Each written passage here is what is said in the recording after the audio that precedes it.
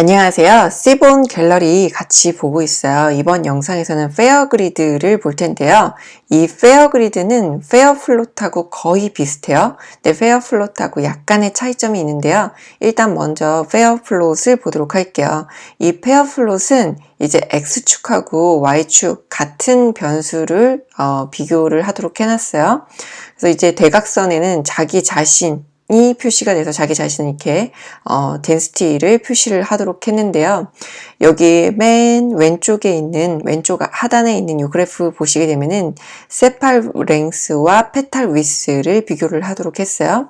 여기 페탈 위스와 세팔 랭스를 비교를 하는 차트가 여기 대각선에 하나가 더 있어요.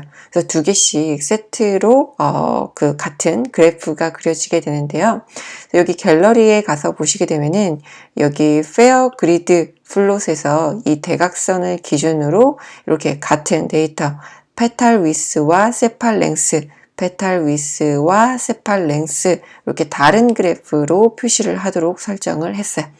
그러면 이 페어드 그리드 이렇게 소스 코드 그대로 가져다가 실습을 해보도록 할게요. 그래서 일단 C본 라이브러리 불러오고요. 그 다음에 9버전의 주피터 노트북에서는 매플로립 인라인 설정을 해주어야지만 주피터 노트북 상에서 그래프가 표시되게 돼요. 그 다음에 아이리스 데이터셋 불러오도록 했는데요. 이 아이리스 데이터셋 불러오는 거 자세히 보도록 할게요.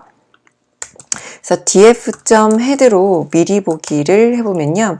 이렇게 세팔 랭스 위스, 그 다음 페탈 랭스 위스, 그 다음에 스페시스 이렇게 5개의 변수가 있어요.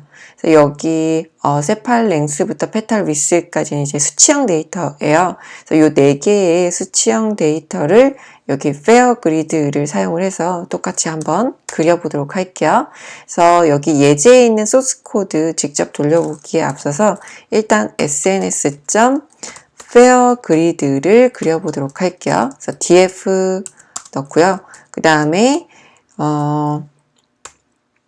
diagonal share y에다가 false 변수 그대로 넣어주도록 할게요. 그러면은 이 페어 그리드 를 이제 G라는 변수로 받도록 할게요. 그래서 일단 페어 그리드 그리면은 이렇게 그래프가 이 그리드 개수에 맞게 그려지게 돼요. 그래서 개수가 맞게 그려지게 되고 여기에다가 이거를 G라는 변수로 받아서 G.map하고 sns.scatterplot이라고 만약에 그리게 된다면 그 페어 플롯하고 똑같은 결과가 출력이 되게 돼요. 그래서 페어 그리드에서 똑같이 스캐터 플롯 그려면은 이게 그 대각선 쪽에만 이미지가 다르고요. 여기 같은 플롯이 그려졌는데요. 여기 휴 값도 같이 그려보도록 할게요. 휴는 위에 있는 저 스페시스를 넣어보도록 할게요. 품종 컬럼을 넣도록 하고요. 그 다음에 다시 페어 그리드를 그리도록 할게요. 그래서 이 스캐터 플롯 하나하나 점을 다 찍기 때문에 시간이 약간 오래 걸려요. 그래서 데이터 크기가 셋이 좀 크다면 요 페어 그 플롯에서 스캐터 플롯을 찍게 되면 조금 오래 걸릴 수가 있어요.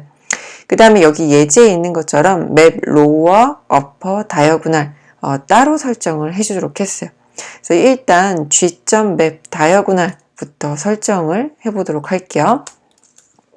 G.map 언더바 여기에는 sns.kde 플롯을 그리도록 할게요.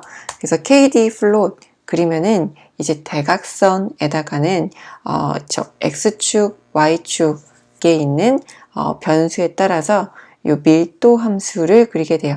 여기서 휴값 스피시스를 넣어줬기 때문에 예제하고는 약간 다르게 그려졌어요. 예제는 이렇게 한 번에 그려졌는데 여기에서는 일단 그 휴값을 넣어줬기 때문에 다른 색상으로 표시가 됐다라고 보시면 될 것 같아요. 그럼 예제에 있는 것처럼 일단 여기 G.map에 로어하고 어퍼 똑같이 가져와서 그려보도록 할게요. G.map을 지우고요. G.ro어와 어퍼 그래서 하단에는 KD 플롯을 그리고 그 다음에 어퍼에다가는 스캐터 플롯을 그리도록 하도록 할게요. 그러면은 이 다이어고널 대각선을 기준으로 이제 위에 쪽에는 스캐터 플롯, 아래쪽에는 KD 플롯을 그리게 돼요.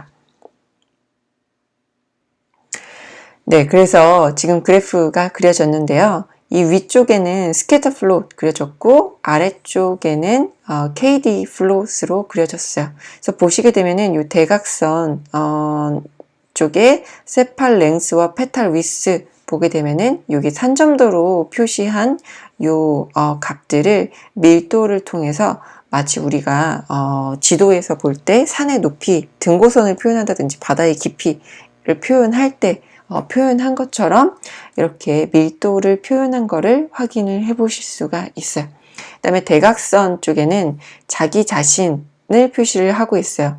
그래서 여기에는 변수가 두 개가 들어가지만 하나의 변수가 들어가기 때문에 KD 플롯을 그렸을 때 이렇게 디스트 플롯처럼 이제 분포도가 그려지게 돼요.